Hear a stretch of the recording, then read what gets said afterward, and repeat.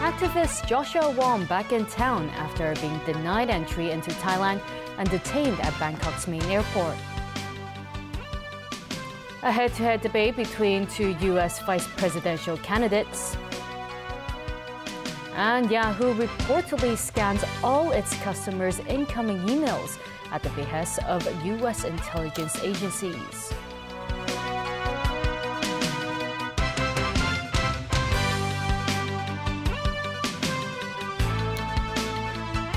Good evening. Student activist Joshua Wong is back in Hong Kong after being refused entry into Thailand. He was held there for more than 10 hours. After landing in Hong Kong this afternoon, Wong said Thai officials told him his name was on a blacklist. He also said his passport was taken away by authorities in Bangkok. Elmi Leung has more details. Joshua Wong touched down at Hong Kong International Airport this afternoon after being detained for more than 10 hours in Bangkok's main airport. 20 of the police force and the immigration department come and hold my passport immediately, and they send me into one of the maybe the police station and the Bangkok airport, and they forced me stay inside the police station, stay in the prison for 12 hours. While I asked what's the reason for them to detain me in Bangkok, they just say that we would not give you any explanation, and you have been blacklisted. You have been blacklisted already. Wong added that he was held in a windowless holding cell, adding that he was relieved he hadn't been made to disappear, making reference to the disappearance of a local bookseller in Thailand. He also expressed disappointment that the Thai authorities had not allowed him to call a lawyer or even his family during his detention.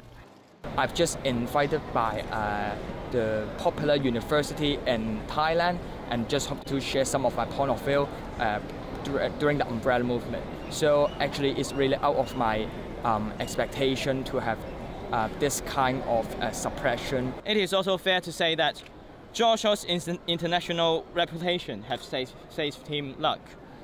Otherwise, the Thai government might not have deported him only.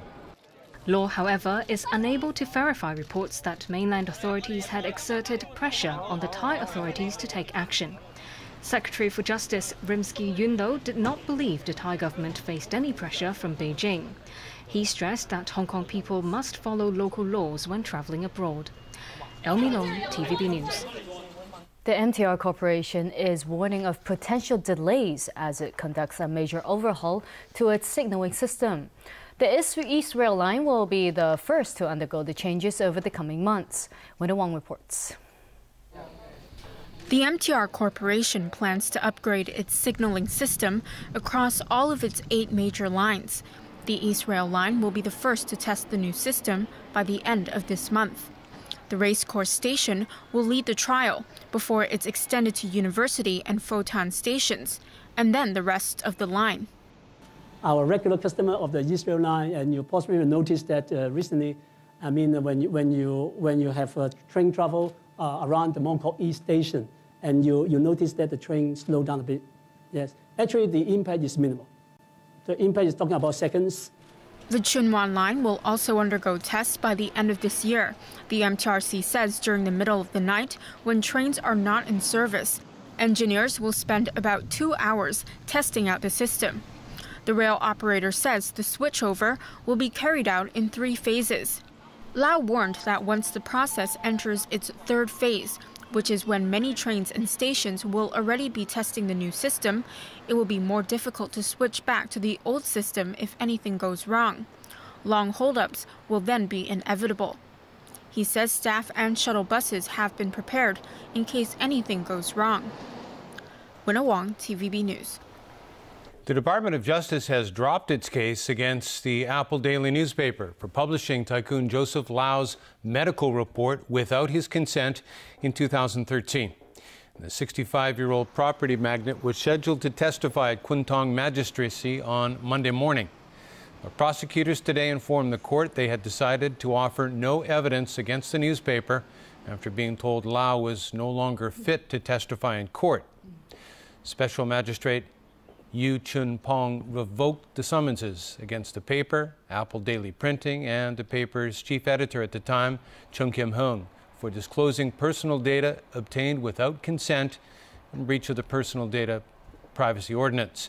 The defense side is expected to make a submission on court costs. Lawmaker Leung Kwok-hung and a member of the political group People Power appeared at Eastern Magistracy today in connection with the demonstration last year. Leung's legal counsel asked the magistrate to recuse himself from the case, but the request was turned down. The barrister representing the lawmaker explained that Leung's past criticism of Magistrate Joseph To might lead to bias against his client. But the magistrate dismissed the argument as not strong enough to alter the appointment of judges and went on to hear the case. The court was told that Leung and activist Tam Tak Chi led a protest against the Chief Secretary for Administration, Carrie Lam, at the Tsingtao Inter-School Debating Competition held at Queen Elizabeth Stadium in May of 2015. Leung and Tam were each charged with the count of willfully obstructing persons in lawful use of a civic center. Apart from Tsingtao staff members, guests at the debate will also be called as witnesses during the hearing. Attacks and insults highlighted the U.S. vice presidential debate between Republican candidate Mike Pence and his Democratic rival Tim Kaine. Pence sought to project himself as a reassuring image to the bombastic Donald Trump, while Kaine tried to frighten voters away from Trump and make Hillary Clinton seem more trustworthy. Alan Buckner reports. For 90 minutes, neither Pence nor Kaine appeared to deliver a knockout blow. The two spent most of the time attacking each other's running mate. Donald Trump during this campaign has called Mexicans rapists and criminals. He's called women slobs, pigs, dogs, disgusting. He attacked an Indiana-born federal judge and said he was unqualified to hear a federal lawsuit because his parents were Mexican. He went after John McCain, a POW, and said he wasn't a hero because he'd been captured. To be honest with you, if Donald Trump had said all the things that you said he said, in the way you said he said them, he still wouldn't have a fraction of the insults that Hillary Clinton leveled when she said that half of our supporters were a basket of deplorables. She said they were irredeemable. They were not America. Kaine also went after Donald Trump's praise of Russian President Vladimir Putin, who he called a stronger leader than U.S. President Barack Obama. When Donald Trump is sitting down with Vladimir Putin, is it going to be America's bottom line? Or is it going to be Donald Trump's bottom line that he's going to be worried about with all of his business dealings? Trying to keep up with the insult-driven campaign. But on the Putin issue, Pence took a departure from Trump, calling the Russian president a small and bullying leader. This whole Putin thing. Look, America is stronger than Russia. Our economy is 16 times larger than the Russian economy. America's political system is superior to the crony, corrupt capitalist system in Russia in every way. Most polls immediately after the debate declared Republican Mike Pence the winner. The encounter is the only debate between the vice presidential contenders and sets the table for the second presidential debate looming Sunday. Alan Buckner, TVB News. Meanwhile, the two presidential candidates were on the campaign trail before the debate, urging their supporters to register to vote before the October 11th deadline. Republican Donald Trump took another shot at the media, while Democrat Hillary Clinton ridiculed Trump's business record. We have created a movement like has never been seen in this country before, a movement that even our enemies back there, look at all that press, among the most dishonest people in the world. But even our enemies in the press say it's one of the great political phenomena of all time in the history of our country. But we have to get out and vote on November 8th, or frankly, this movement was just a waste of time, energy, and money. To those friends of yours who are still thinking, well, you know, what Trump says sounds good, don't give up on him. I want to be their president, too. Just remember, friends don't let friends vote for Trump. he claimed that he lost $1 billion in the casino business. The gentleman down here is yelling, "The house always wins." I mean, who loses money running a casino besides Donald Trump? Internet company Yahoo secretly scanned hundreds of millions of incoming emails for U.S. intelligence officials. A published report says Yahoo conducted the surveillance last year after receiving a classified demand from the National Security Agency, or the FBI. The report cited 3 former Yahoo employees and another unidentified person familiar with the matter. The sources said Yahoo built a special software program to comply with the government's request, which may have involved finding a specific phrase or code in the text of an email or an attachment. In a statement, the company did not deny the report and described itself as a company that complies with the laws of the United States. The Russian military has beefed up its forces in Syria with state-of-the-art air defense missiles. The announcement follows Washington's move to suspend contacts with Russia over Syria. Russia's defense ministry says the S-300 air defense missile system is intended to protect a Russian facility in the Syrian port of Tartus and Russian Navy ships off the Mediterranean coast. Russia has conducted an air campaign in support of Syrian President Bashar al-Assad for a year, helping it win key ground. Russia says the S-300 system is exclusively a defensive system that does not threaten anyone. The Pentagon is questioning the move. Officials note that the extremists Russia claims to be fighting don't have planes that could be targeted by such a system. And when we come back, 3 scientists awarded the Nobel Prize in Chemistry for their work on molecular machines. The strongest Caribbean storm in years heads towards the U.S. East Coast after battering Haiti and Cuba. And a former workers' dorm in Shanteng revitalized as residential flats for the needy.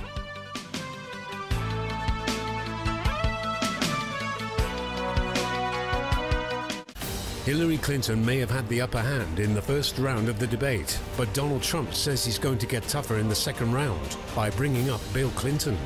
Don't miss the second round of the US presidential debate. Live Monday morning at 9, with the same night rerun at 9:35, right here on Pearl.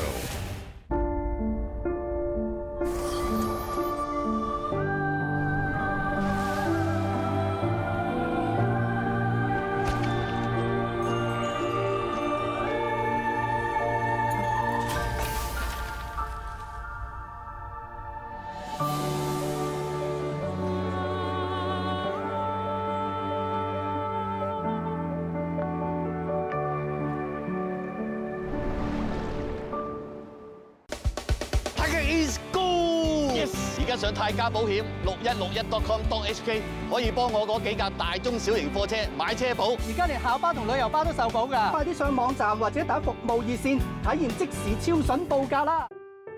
To prevent the spread of Zika virus, we must control mosquito breeding and prevent mosquito bites. Most infected persons show no symptoms. Those returning from affected areas should continue to use insect repellent for at least 21 days. If you feel unwell, seek medical advice and reveal your travel details. Travelers to affected areas should take appropriate precautions. Pregnant women and those preparing for pregnancy should not go to affected areas. I think this might be fun. So much of what we take for granted in the modern world would be inconceivable without what happens below the Earth. It's all about controlling ground movement on the surface. The accuracy of all of this is stunning, millimetre precision. Tonight, World Beneath Your Feet at 9:35 on Pearl.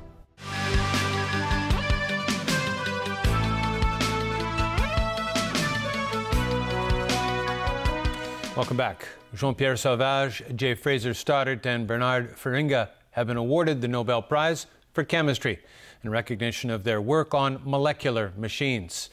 Their work could revolutionize computer technology and lead to a new type of battery. The Royal Swedish Academy of Sciences says their work helped develop new materials, sensors, and energy storage systems. The French, Scottish, and Dutch scientists had developed molecules with controllable movements that can perform tasks when energy is added.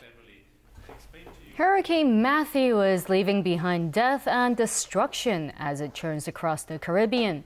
At least 9 people were killed as the storm rolled over Cuba and Haiti. And even though it has been downgraded to a Category 3 hurricane, nervous forecasters are watching as it heads for the Bahamas and the southwestern United States. James Aiken reports. The fiercest Caribbean storm in almost a decade ripped into Haiti's southwestern peninsula with 230-kilometer-per-hour winds and storm surges that pounded towns, farmland, and resorts. Hurricane Matthew swatted down trees and left waterways choked with debris. Hundreds of thousands of people were evacuated from outlying areas. Matthew knocked out communications and transport in many of the worst affected areas, making it harder to assess the severity of the impact. There is particular concern over Haiti as tens of thousands of people are still living in tents and shacks due to the 2010 earthquake, which killed more than 200,000 people. Officials say the hurricane is the largest humanitarian event since the earthquake. What makes the storm particularly dangerous is its slow movement as it heads north at less than 20 kilometers per hour. The storm is expected to remain potent as it heads towards the Bahamas and the U.S. Officials in the Bahamas are urging island residents to move inland. I'm scared that they may have a lot of rain and flooding, but basically the longer it stays, right, the slow speed is always a problem with us. My stomach tells me that this one might be bad. Images from cameras on the International Space Station captured the stunning scope of Matthew. A hurricane watch has been issued for parts of southeastern Florida, where Matthew could hit towards the end of the week before pushing its way up the east coast over the weekend. The governor of South Carolina has declared a state of emergency and ordered the evacuation of more than 1 million people. The National Weather Service says the threat to life and property is high. James Aiken, TVB News. Typhoon Chaba hit South Korea today, causing at least 1 death, heavy flooding and widespread damage. The typhoon struck the country's southern resort island of Jeju, then moved north, hitting the southern part of the Korean peninsula. The Tihwa River, which cuts across the center of the city, Ulsan, overflowed. Streets and vehicles were flooded, walls collapsed, and houses were swept away. Power cuts also affected several parts of the city. At least 1 death has been recorded. A 60-year-old man was swept away by the fast-flowing waters, and 1 rescue worker is reported to be missing. A new study has placed Hong Kong as 19th among 97 territories in terms of quality of life for the elderly population. The city's ranking improved by 5 places compared to last year. The Chinese University of Hong Kong's Institute of Aging said the SAR came out on top in categories such as personal safety and public transport. But it ranked poorly at 60th in terms of income security and at 79 for psychological well-being. The researchers blamed the lack of retirement protection and suggested more support for seniors in developing their social network. Pro-establishment party, the Democratic Alliance for the Betterment and Progress of Hong Kong, today met with Chief Executive Leung Chun-ying and submitted more than 80 recommendations for his policy address and the Financial Secretary's budget. We all understand that this is a platform for us to express what we have suggested in the coming policy address and also the budget. Those suggestions include implementing a new multi-sided platform to find ways to increase land supply. The party also asked to scrap the controversial MPF offsetting mechanism. Lee also urged the government to arrange a visit to the mainland for all lawmakers so they could meet with the central authorities. Formula E makes its debut here in Hong Kong this weekend. The police will implement special traffic arrangements to cater for the event. The 2-kilometer track will cover roads in the central harbourfront area and will be closed to the public during the event.